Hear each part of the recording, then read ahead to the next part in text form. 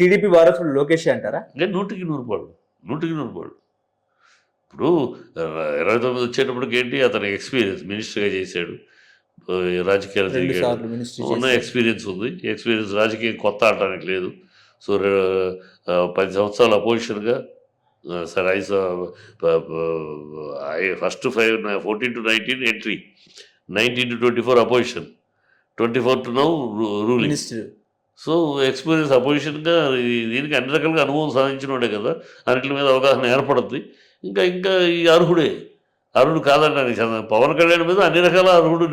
To be Frank, ఎవరి మనిషి కాకపోయినా, ఎవరిని సమర్థించ, టు బీ ఫ్రాంక్ గ్రాఫ్కి ఇస్తే పవన్ కళ్యాణ్ కన్నా ముఖ్యమంత్రి సీట్లోకి అర్హుడు లోకేష్.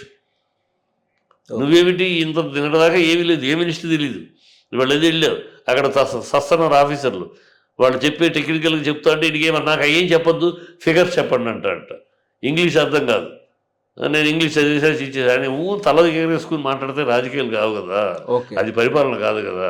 ఏదో సినిమాలో సాగుద్ది, సినిమా ఫంక్షన్స్లో అంటే ఆ ఊరు కేకలేస్తారు. రాజకీయాల్లో అలా పవన్ కళ్యాణ్ జుట్టు ఎగరేస్తాడని కేకలేరు కదా, అదే ఆయన తెలియట్లా.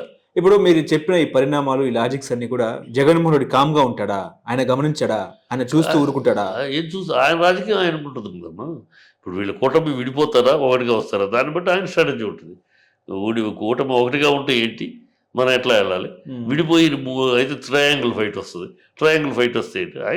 ఇప్పుడు నిన్న మాజీ పోలీస్ అధికారి కొన్ని వ్యాఖ్యలు చేశారు. కమ్మోళ్ళందరూ కూడా జగన్మోహన్ రెడ్డిని సీఎం కాకుండా చూడాలి, ఆయన ఎట్టి పరిస్థితుల్లో మళ్ళీ రాకూడదు అన్న కసితో చెప్పారు ఆయన. ఎవరు? ఈ మాజీ పోలీస్ అధికారి, మాజీ పోలీస్ ఆఫీసర్.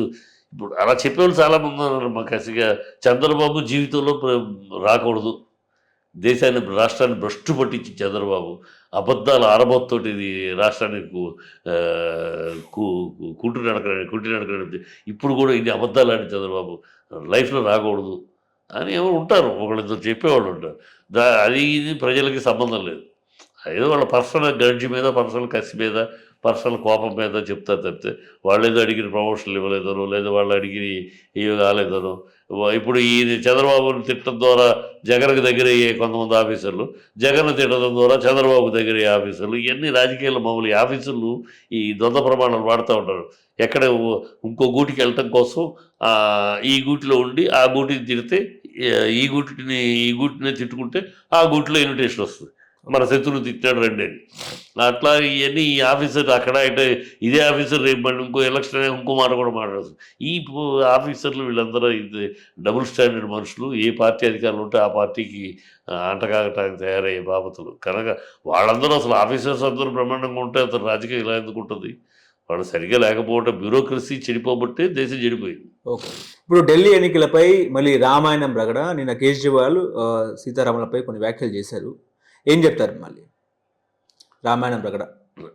ఇప్పుడు ఫ్యాషన్ అయిపోయిందమ్మా, రామాయణం మీద, రాముడి మీద, శివుడి మీద ఇది మాట్లాడి కాంగ్రెస్ వాళ్ళకి, ఈ ఎన్డీ కూటమి వాళ్ళకి ఈ ఏదో హిందూ విధానాలని, హిందూ విశ్వాసాలని, హిందూ నమ్మకాలని కించపరిచి మాట్లాడిస్తే ముస్లింలందరూ వాళ్ళకి ఓట్లు వేసేస్తారు, ముస్లింలందరూ వాళ్ళకి పట్టం కడతారని ఒక పిచ్చి భ్రమలో ఉన్నారు వాళ్ళు. ముస్లిమ్స్ వాళ్ళకి కావాల్సింది అడుగుతారు తప్పితే హిందువులు తిట్టండి అని వాళ్ళు ఊరుకోరు. హిందువులు తిట్టండి, హిందువులు తిడితే మీకు ఓట్లు వేస్తామని చెప్పరు వాళ్ళు. వాళ్ళకి కావాల్సింది అడుగుతారు, వాళ్ళ అవి చేస్తామని చెప్పండి. వాళ్ళ హిందువులు తిట్టగానే ప్రతి ముస్లిం ఆహా ఓహో అంటారా? ఈ పిచ్చనా కొడుకులు, పిచ్చ రాజకీయాలు ఈ దేశంలో దరిద్రంగా. హిందూ తాలిబాన్ అంటాడు ఒకడు, హిందూ టెర్రరిజం అంటాడు ఇంకొకడు, అసలు ఇది మలేరియా డెంగ్యూ అంటాడు మరొకడు, సాంప్రదాయం ఇవన్నీ మళ్ళీ హిందూ ఇవన్నీ మలేరియా డెంగ్యూ లాంటివి అంటాడు. నోటికి వచ్చిన నోటికి అదుపు, ఇవాళ ఫ్రీడమ్ ఆఫ్ స్పీచ్ పైగా అది అని వాడేసుకుంటారు. పిచ్చి పిచ్చి వాగుళ్ళు. అది వాగడం ఒక ఫ్యాషను. అంటే నిన్ను మిగతా విషయాలు పట్టించుకోవట్లేదు అనుకో ప్రజలందరూ పట్టించుకుంటానికి ఒకటి ఇది దొరికింది. దేవుడిని తిట్టేస్తే, రామాయణాన్ని తిట్టేస్తే ఆయన చాలా మేధావి.